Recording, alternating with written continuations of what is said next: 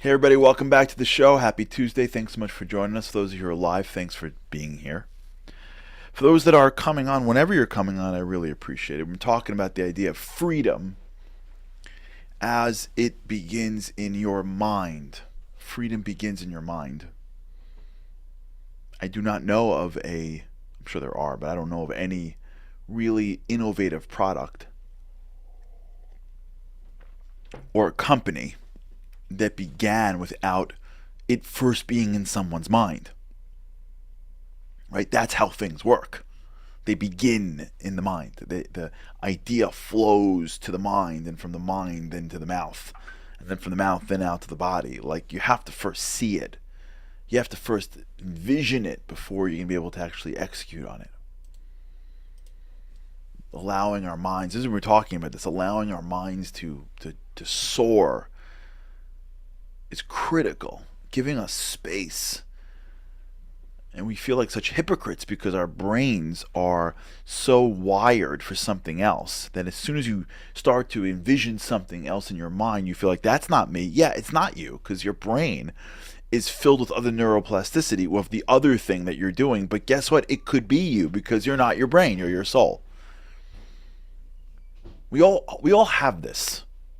Let's just put this on the table, because this is how growth gets stopped. Along the way to any growth is the following thought: you're a hypocrite. Right? You're a hypocrite because last week you did this, because next week you're going to do this, because you failed at this. Oh, you think you're so great at this? Well, what about this? And our mind tells us not to do something new because we're a hypocrite. And the reason is because that's how you grow. That's how you grow. Growth is trying to be somebody that you're not. Now, in truth, it's who you are really, because you're your soul, but you don't feel like that. Right? If you've always yelled in reaction, and now you're learning that yelling is not going to get you anywhere, and you have to change how you react to somebody, your brain's going to be like, oh, stop it. You want to yell. Don't be such a hypocrite. Do me a favor. Last week you yelled. Next week you're going to yell. And so when you're about to get into a scenario where you're trying to adjust your response, your brain is going to tell you that it's not you. Because the truth is, you don't know who you is. That's really the truth. We have no idea who we are.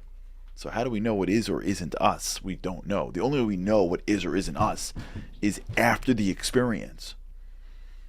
You ever have this? Do you ever do something that was super hard and go, wow, that wasn't me? You ever have that? That's not me. You ever do something really hard, and then when you're done, look and go, who was that? Wasn't me. You ever have that feeling? It's because you don't know who you are until you're actually going through the scenario and you come out the other end. So the reason why things feel like they're hypocritical is because you don't have a sense of who you are. And if you don't have a sense of who you are, it's impossible for you to know what is you or what isn't you. Just adjusting my chair over here.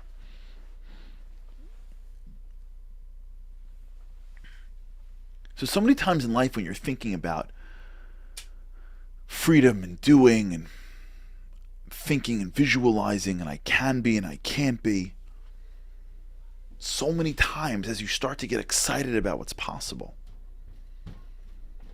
as you start to think about what you could become, as you start to anticipate change, you've listened, you're visualizing, you want freedom, you want to do it differently, you want to try differently, you want to speak differently, you want to live differently, you want to take on something you haven't taken on before, you want to grow in the right area.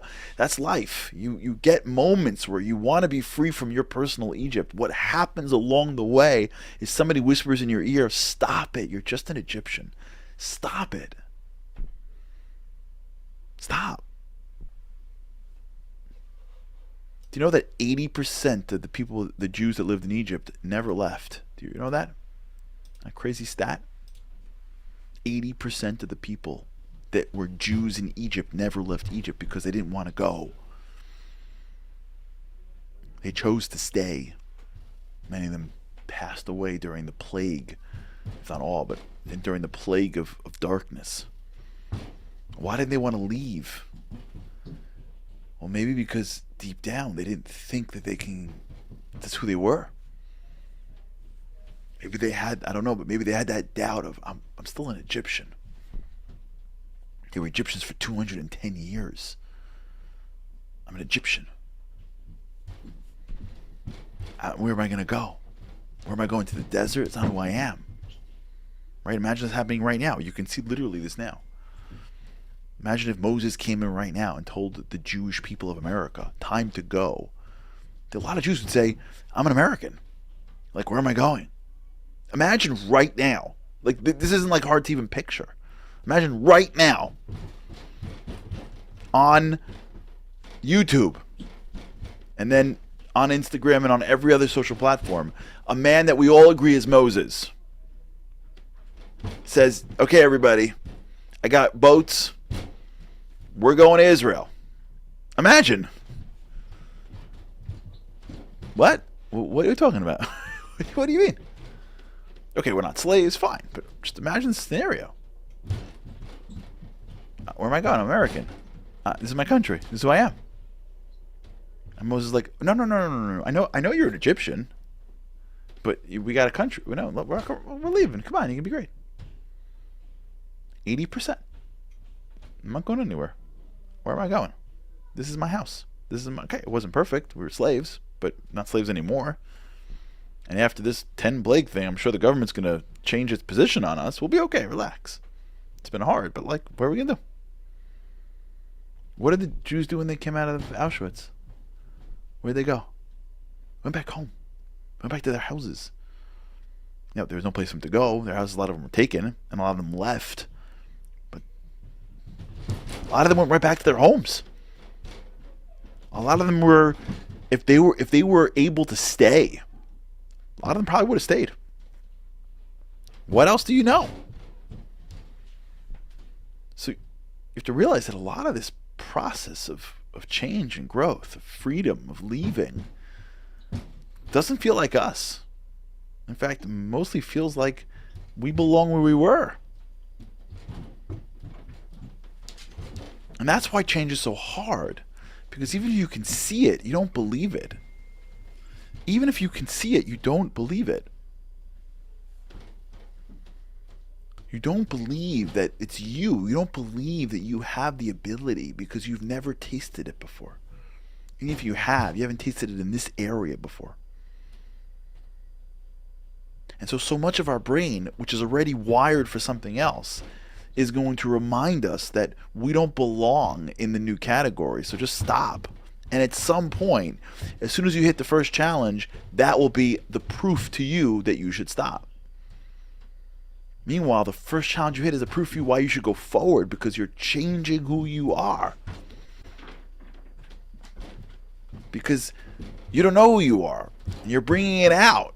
And your brain only knows yesterday, but your soul knows tomorrow, and vision is in the future.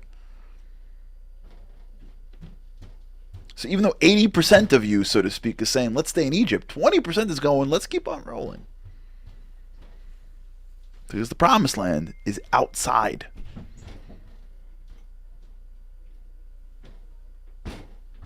So much of what we want in life is available to us if we'll just believe that we can get it.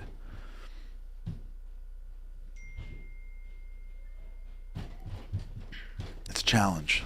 It's a major challenge. It's a major challenge for us. But it's one we have to engage in. All right, we'll talk about this. All right, everybody, have a great day. The imposter syndrome is part of this. Feeling a hypocrite. If you feel like a hypocrite, good. It means you're probably growing in the right direction. All right, we'll talk about this. All right, everybody, have a great day. God's help, we can't wait to see you again tomorrow. Have a great day. Living on a lifeline. The world doesn't ever seem to change. Looking for the sunshine, but you're caught up in the rain. It's like your eyes are wide open, but you cannot see. You're watching life pass you by like 1, 2, 3. Walking in destruction, the winds of life blur your vision. All the devastation, forever feels like you're on the run. It's time, no one else can set you free. You're locked inside, and only you have got the key.